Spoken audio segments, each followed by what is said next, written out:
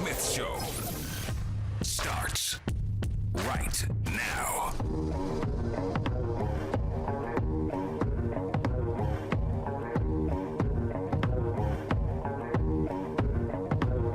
Welcome back to the Stephen A. Smith Show, ESPN Radio, hour number 2 here on a Thursday. Michael Lee.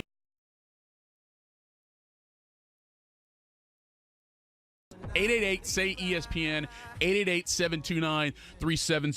ESPN Radio presented by Progressive Insurance. Commercial insurance through Progressive's Protect Your Business and Your Dream. Choose from over 30 coverage options at progressivecommercial.com. Joining us now here on the Stephen A. Smith Show is ESPN NFL analyst and longtime NFL player, Damien Woody.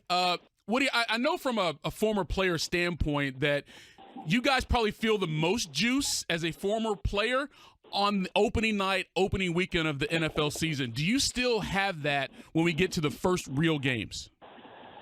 Man, I am pumped right now. I'm pumped because the whole offseason we've been dealing with speculations of what teams are going to look like. Right. We've been dealing with everything, holdouts, all those type of things. But now we finally get to the games that matter. So, like all other fans, I'm excited to see what's going to happen tonight. All right, so there's so many intriguing storylines around the NFL. If you're an NFL fan or just a fan of a team, there's so many things you could point to that would make you want to watch a certain game, a certain team, what have you. Let me start at the top, okay? Because Vegas has the Chiefs as the favorite to win the Super Bowl this year. Patriots are up there. You got the Saints, you got the Rams, the Eagles, everybody in the mix. But if you watched that AFC title game last year, most people felt that the Chiefs were better than the Patriots and was one penalty that cost the game. Who do you think should be considered the favorite to win the Super Bowl this year?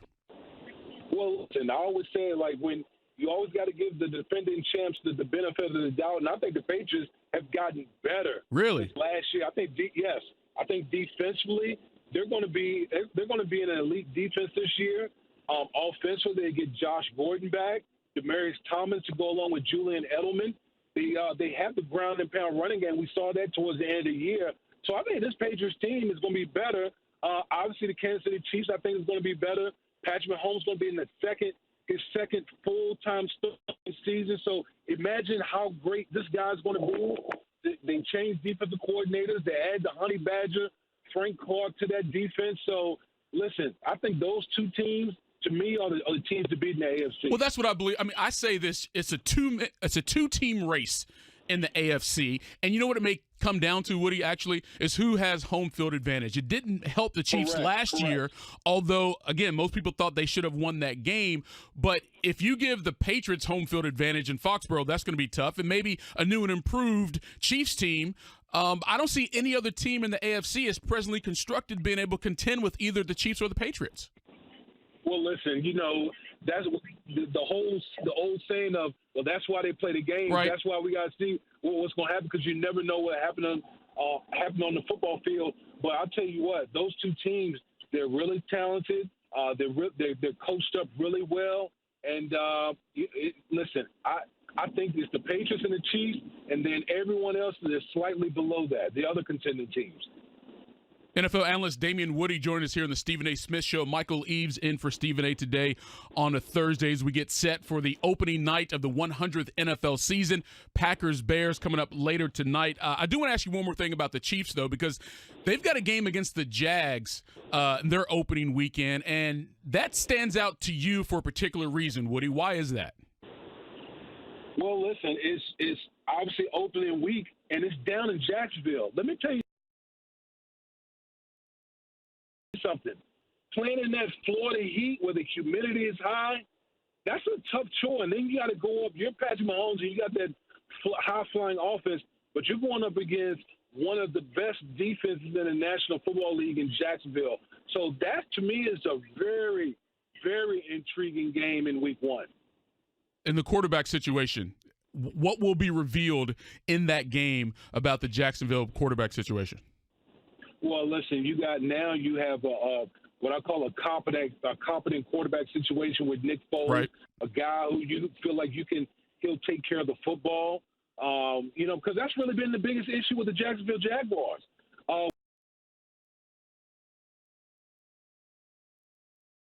has championship pedigree, and he knows how to take care of the football. So much attention on the Browns for obvious reasons. One, you've got two players in particular that are lightning rods for attention and oftentimes controversy. That, of course, is Odell Beckham Jr., and that is Baker Mayfield. And now they join forces. And from an overall football standpoint, you could see why they would work. But Baker's been talking so much noise, as he has in his entire career, even go back to Oklahoma, so he is still on brand in that regard. How do you think the expectations and the attention will impact the Brown season?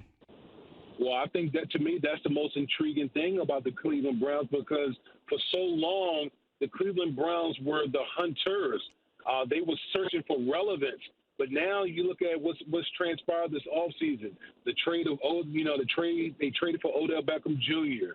Okay, they elevated Freddie Kitchens to the head coach. They got all the pieces in place. Jarvis Landry, David Njoku at tight end, Nick Chubb at running back, Kareem Hunt when he comes back off suspension, and then the defense, all the pieces on defense. So now you're in a position, if you're the Cleveland Browns, where you're the hunted, because guess what? That's all we've been talking about this offseason is the expectation of the Cleveland Browns and how good this team could possibly be. I want to see how they handle the expectations.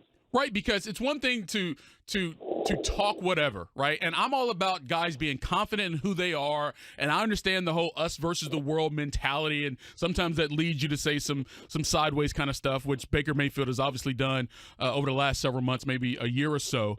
But again, until you show somebody who you really are, it's all conjecture. You can say, we're going to be this, we're going to do this. Every team says that. All 32 teams at the beginning of the season, Damien, will tell you what they're about to do. But until you do it, you're still the team that we thought you were, the one that you showed us before. So how much different can it be in Cleveland just because you have OBJ there? Well, yeah, exactly. You're making my point. Listen, a lot of people have kind of anointed the Cleveland Browns already without them actually going out there and making it happen on the field. Listen, they made a huge jump last year. I think they went 7-8-1. Mm-hmm. They were right on the doorsteps of the playoffs, but it's a different animal when you're a team that's hunted. Okay, we've heard players this offseason talking about there's noise that's been said about the Cleveland Browns. So when these players and these teams go up against the Browns, it's going to be a totally different scenario, and that's why they're going to be on primetime a lot this year. Yeah, I think most people would say the Browns probably should beat the Titans in this game, but even Mayfield saying that the Browns receivers should be licking their chops for a one-on-one coverage. They see it from the Titans defense. So that right there, if you play in the secondary in Nashville, already said you're even more hyped for this game because of what the guy on the other side is talking. Let me take you to a couple other places, because you mentioned OBJ. He's one of several new faces in new places, right? Or excuse me, old faces in new places. You've got OBJ in Cleveland. You got Nick Foles in Jacksonville. We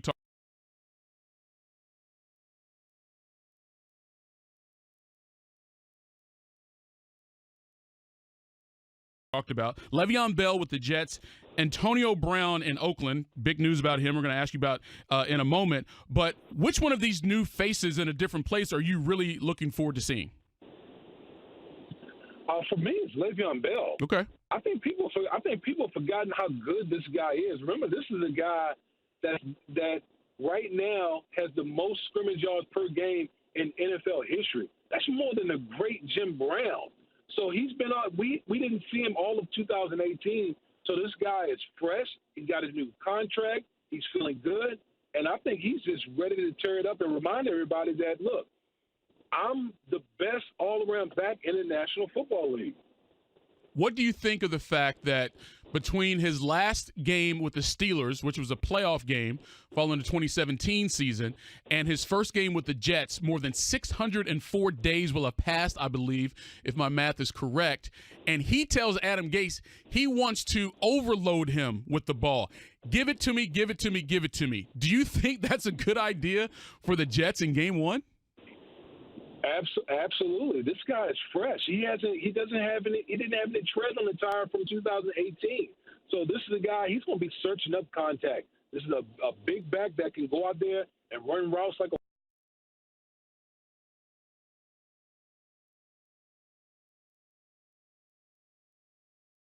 a what your thoughts are on Antonio Brown. Big news today. I'll ask you about that here in a second. But should the Rams be considered the favorite in the NFC, considering they went to the Super Bowl last season? You said that the Patriots should be the favorite in the AFC because they're defending champs, but it's the Saints who have the better odds, according to Vegas, to go back. And also, Dame, if you go back to the NFC title game, people believe that, the Saints were better than the Rams. So who do you think should be the favorite in the NFC? Well, listen, I know a lot of people are trending towards the New Orleans Saints. It seems like the past couple of years they've had bad luck, whether it was the miracle catch against the Minnesota Vikings that knocked them out, or last year the pass interference penalty against the Los Angeles Rams. But I'm actually picking the Dallas Cowboys to go to the Super Bowl in the NFC. Whoa, come on now. Now, this is the Stephen A. Smith show, right? I'm filling in for Stephen A. today, but this is still his show. Hey, listen, I know the first thing he will say to me is, that's just blasphemous that I'm picking the Dallas Cowboys. But listen, I feel like when you look at the Dallas Cowboys, their team, I feel like Dak Prescott last year when Amari Cooper came over the trade, we saw the numbers jump up big time for Dak Prescott. We know what Zeke Elliott means to that team. I think no back means more to his team than Zeke Elliott. The way he controls the clock, he keeps the defense fresh. The Dallas Cowboys defense is a very good, elite defense, in my opinion. So everything is there for the Dallas Cowboys, along with the other teams we talk about in the NFC, whether you talk about the Los Angeles Rams, the New Orleans Saints. The Dallas Cowboys, to me, is right there, and I'm picking them to represent the NFC in the Super Bowl. Damian Woody coming on the Stephen A. Smith show when Stephen A's not here to proclaim the Cowboys to come out of the NFC and go to the Super Bowl. I told him on First Take today. So, of course, he almost had a heart attack in the chair, but I'm sticking with my pick. Hey, that's why you are Damian Woody. You don't put stuff out there unless you believe it.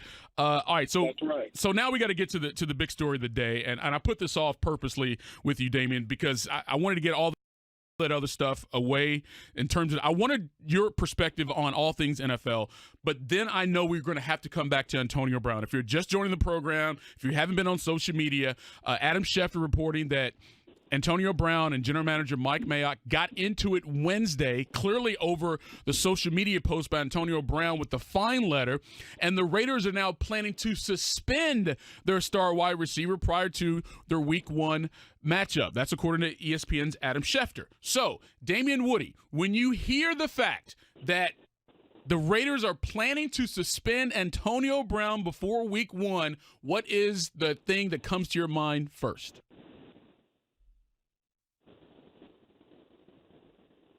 Woody, you still there? Yes, I'm here. I'm sorry. Listen. Go ahead. The question was about Antonio Brown and this whole suspension. Listen, this doesn't it shouldn't surprise anyone. We're talking about the same Antonio Brown who went AWOL last year when the Steelers needed him most in Week 17 and supposed to go to the playoffs. Okay, this is the thing that really trips me out. A lot of these teams. They try to go acquire a mercurial player, thinking that once we get him in our building, that he'll change. This is who Antonio Brown is. Listen, the talent is undeniable. He's maybe the best wide receiver of our generation. But what comes with that is a lot of the baggage, and we saw the baggage with the Pittsburgh Steelers, and now it's transpiring with the Oakland Raiders. You traded for him, you gave him picks. And then on top of that, you gave him a new contract. So I always say when you give somebody money, they're going to reveal more of who they are with the money. So if you're the Oakland Raiders, you're in a particular situation now because you've given this guy all this money. What are you going to do? There's not much you really can do besides suspend him, and that's, according to Adam Schefter, that's what they're going to do. All right, so let me ask you this, and I agree with you. We see this across all sports, actually. You have a player who had issues in a certain organization, but another team believes that they can change him or be the place where he can be a different person. All right, that is very common across professional sports in particular and also in college athletics. So let me ask you this. If you were John Gruden and you were Mike Mayock and you were considering bringing Antonio Brown to Oakland, what type of conversations would you have had prior to making sure that he is a good fit for your organization? It's not just talking to him and maybe his agent. What are you doing to find out if this dude indeed can be a positive influence in your organization? Well, listen, for me, what I would do, it's not necessarily about having a conversation with the guy. It's what have your actions shown me? Okay, you're Mike Mayock, you're John Gruden. You're trying to instill a certain culture with the Oakland Raiders. The Oakland Raiders have been down for a long time now. And one of the first things that Mike Mayock talked about when he became general manager is how he wanted to instill a certain culture, a winning culture, a culture that's accountable to one another. But then you go out there and you acquire Antonio Brown. And granted, listen, Antonio Brown is one of the hardest working guys on the field. He has a legendary work ethic on the field. But all the other baggage that comes with Antonio Brown, that goes into the face of what you've been preaching about as far as the type of culture you're trying to instill in Oakland. So this whole thing is just mind-boggling to me. Damian Woody joining us here on the Stephen A. Smith Show, ESPN Radio, ESPNU. Michael Lee's filling in for Stephen A. today. Clearly there was a clash of personalities, probably even ego. And to your earlier point, I'm going to go out on a limb and say that John Gruden and Mike Mayock's ego told them that they could handle Antonio Brown. Whose ego do you think has been the biggest clash for Antonio Brown in Oakland? Is it Gruden or is it Mayock? Well, I think it's Mayock. Listen, John Gruden has raved for years about Antonio Brown, the player, Antonio Brown with the legendary work ethic. But when you talk to Mike Mayock, he talks a lot about the Patriot way, the way that the Patriots run their organization, the accountability that they have within their organization. So that would be, in my opinion, that would be bucking the trend of what type, bringing in Antonio Brown, that would be bucking the trend of what he's trying to instill there in Oakland. So that's why we're seeing all of this transpire between, Mike Mayock and Antonio Brown, because they just come from two different worlds. So how did it even get to this point? And that's why I asked you that earlier question. If you're Mike Mayock and you know who you are, and you're John Gruden and you know who you are, I just feel like there had to be some more due diligence done and maybe more man-on-man conversations with Antonio Brown to say, look, dog, this is what we've heard about you in Pittsburgh. If that is you, fine. We are not going to accept that nonsense here in Oakland. Can you tell me face-to-face that you are cool with what we have trying to establish here going forward? If you can't, that's fine. But tell me face-to-face that you're that dude. Now, granted, Antonio Brown could have said all the right things. I get it. But you will know. You have a pretty good feeling, Damian, when someone is lying to your face. If someone's just trying to sell you on something to get a certain place.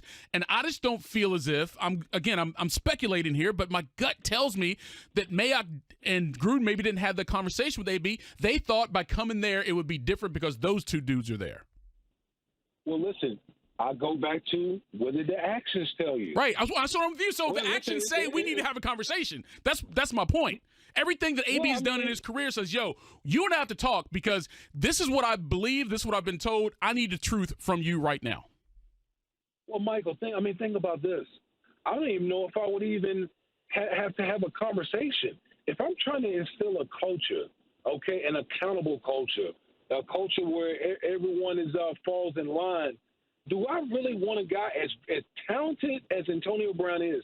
Do I really want a guy who basically quit on his team in Week 17 when his team needed him the most? It depends on who you are. That's the problem, though, David. It depends on which team you are. Because, look, from a business standpoint, the Raiders needed Antonio Brown, right? They're about to leave Oakland. They're going to Vegas. This is bigger than this 2019 season with this signing. It's about going forward, sure, but it's also having a star marquee player to market that team around when you go to Las Vegas. Let's be real. Listen, absolutely. All these type of decisions have to be weighed, and now we see what the Oakland Raiders are going through, and this is part of the repercussions of making this type of decision. This is what you have to deal with. Okay, so let's say, as Adam Schefter is reporting, that this suspension goes through, and he is sat down for Game 1. What impact do you think it will have on Antonio Brown? I mean, what else is the Oakland Raiders going to do? He's still going to get his money. Okay, he might miss a game check this week, but I mean, he's still got $30 million guaranteed. I know, right? $30 million guaranteed. So I don't know how much is going to affect Antonio Brown that much. Right. But again, no one has ever told Antonio Brown no. And maybe this is the first time that it's happened to him in such a public setting, and we'll see if it has any impact whatsoever. But clearly, Mike Mayock, maybe John Gruden on his side as well, I would assume they are not having this Antonio Brown nonsense to start their 2019 season. Damian Wood, appreciate the time, man. We'll see you on NFL Live, First Take, SportsCenter, all them shows pretty soon, dog. Appreciate it. No problem. All right, so again, Antonio Brown. What's your take? 888-SAY-ESPN, 888-729-3776. Did the Raiders actually make a mistake by bringing him in? Because everyone is saying today that who didn't see this coming? Well, maybe the Raiders didn't see it coming, because how did they get to this point if they did? That's all coming up next here on the Stephen A. Smith Show. Michael Leaves in for Stephen A. on this Thursday. Hey, if you're sending your kid off to college this fall, remember there's one thing college students need more than books or pencils or instant noodles, and that's money. And